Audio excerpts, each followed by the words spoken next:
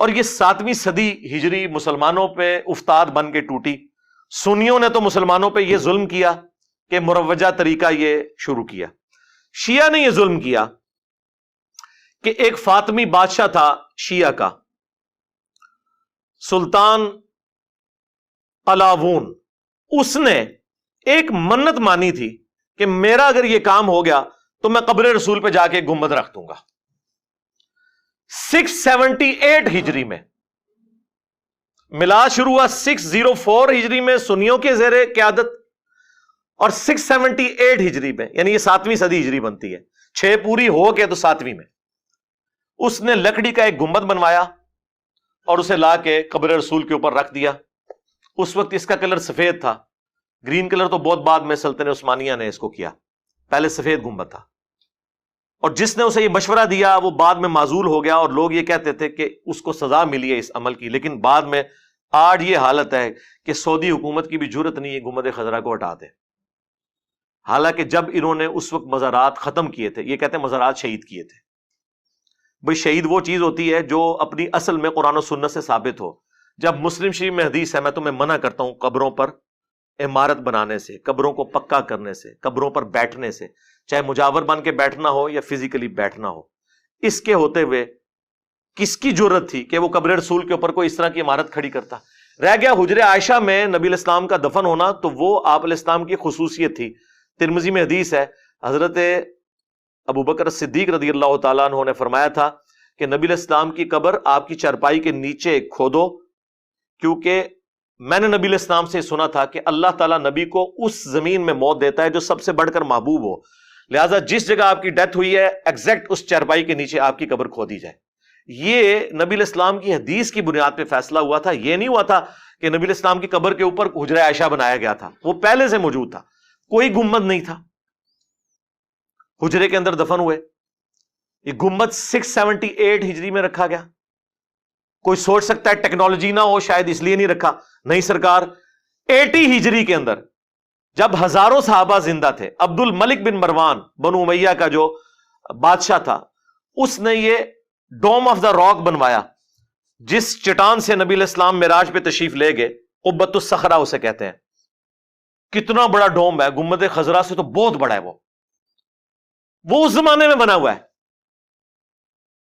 اور اس سے بھی پیچھے آپ چلے جائیں، سیدنا عمر کے زمانے میں جب رومن امپائر آج کا اربوں ڈالر جزیہ دے رہی تھی مسلمانوں کو، تو حضرت عمر تو سونے کا گنبد بنا کے رکھ سکتے تھے. ٹیکنالوجی موجود تھی. آیا صوفیہ نبی علیہ السلام کی پیدائش سے بھی کئی سو سال پہلے کا ہے، جو یہ استنبول میں،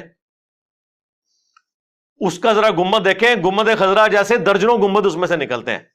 تو ٹیکنالوجی موجود تھی، لیکن صحابہ کرام کو پتا تھا کہ نبی علیہ السلام کی قبر مبارک پہ اس طریقے سے عمارت نہیں بنائی جا سکتی. اب وہ گنبد بنا بعد میں ہے، اور آج اس لیول پہ جو بندہ اس کے بارے میں بولے اسے گستاخ رسول کہتے ہیں.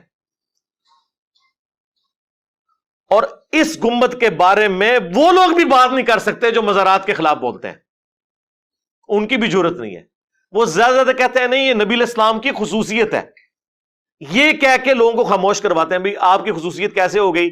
جو چیز صحابہ تابعین تبع تابعین نے کی نہیں، 7ویں صدی ہجری میں ہوئی، وہ خصوصیت کہاں سے؟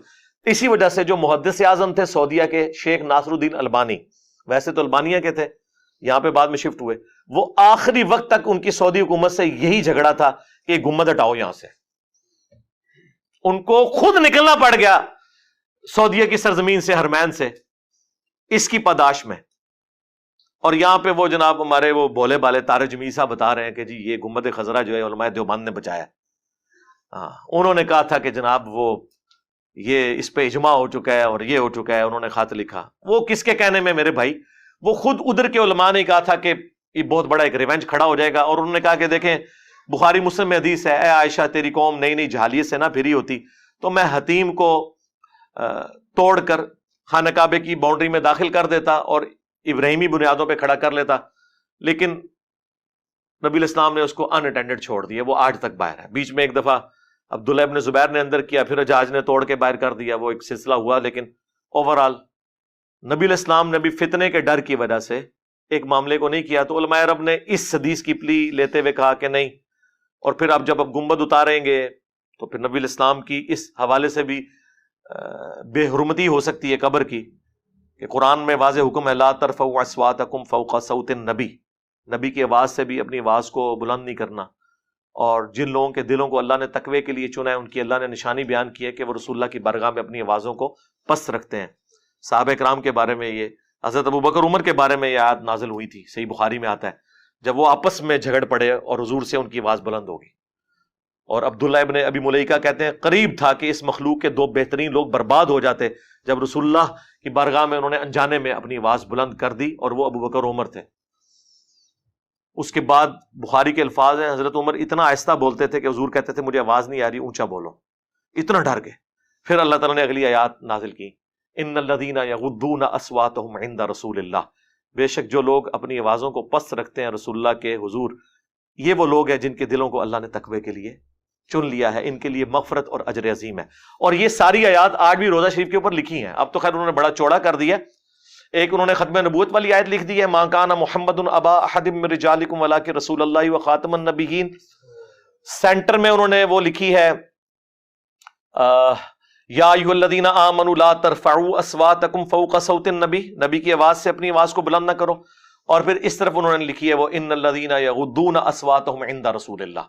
یہ تینوں آیات انہوں نے پہلے بھی لکھی تھی سلطنت عثمانیہ کے دور میں، لیکن اب انہوں نے ذرا چوڑا کر کے ساری وہ جو روزہ شریف دوبارہ سے بنایا ہے تو اس کے اوپر یہ آیات انہوں نے لکھی ہوئی ہیں. تو اس وجہ سے بھی اس وقت علماء عرب نے کہا کہ اگر اب اس طریقے سے ٹھوکا ٹھاکی شروع ہو جائے گی تو پھر، حالانکہ اس کا کوئی سولوشن نکالا جا سکتا تھا. بہرحال اب وہ چونکہ ہے تو وہ اس کو ہم مینٹین بھی کرتے ہیں، ہر سال پینٹ ہوتا ہے. گرین کلر تو آپ کو پتا ہے، ویسے ہی گرین اور ریڈ کلر ایسے ہیں جو دھوپ میں زیادہ عرصہ نہیں نکالتے، اڑ جاتے ہیں. تو ریگولر بیس کے اوپر اس کے اوپر پینٹ بھی ان کو کرنا پڑتا ہے. وہ پینٹ جب پھر اترتا ہے وہ تبرکن پاکستان آتا ہے. میرے پاس بھی کچھ پڑا ہوا ہے، مجھے بھی کسی نے گفٹ دیا تھا، وہ ہمارے جیلم کے ایک پینٹر تھے جو پینٹ کرتے تھے گنبد خضرا کو، تو انہوں نے مجھے اتنا سا لا کے دیا تھا. تو وہ پھر ایک سلسلہ چل نکلا ہوا ہے اس کی وجہ سے، لیکن بنیاد وہی بنی ہوئی ہے. اب دنیا میں جتنے مزار ہیں نا وہ پلی ادھر سے لے رہے ہوتے ہیں. حالانکہ اس وقت تھوڑی سی جرت دکھاتی سعودی حکومت، جہاں پہ اتنے بڑے بڑے مزارات بقیہ غرقت میں تھے وہ انہوں نے ختم کیے. گنبد خضرا کو بھی اس وقت، اب بہرحال مجھے بھی لگتا ہے کہ اتنا آسان کام نہیں ہے، کیونکہ میڈیا کا دور ہے اور میجورٹی تو ان لوگوں کی ہے جو اسے جائز سمجھتے ہیں، حکومتی لیول کے اوپر بھی. اب حالات و واقعات بہت مشکل ہیں ان کے لیے ایسا کرنا. بہرحال یہ میں نے آپ کو بتایا کہ 7ویں صدی ہجری کے اندر ایک میلاد کا تحفہ سنیوں نے مسلط کیا اس امت کے اوپر، اور یہ گنبد خضرا کا تحفہ شیعہ نے مسلط کیا، جو آج تک اس کا بوجھ یہ امت اٹھائی پھر رہی ہے اس حوالے سے کہ جو اس کے بارے میں کوئی جائز بات بھی کرتا ہے الٹا اس کے اوپر گستاخی کا فتویٰ لگا دیتے ہیں.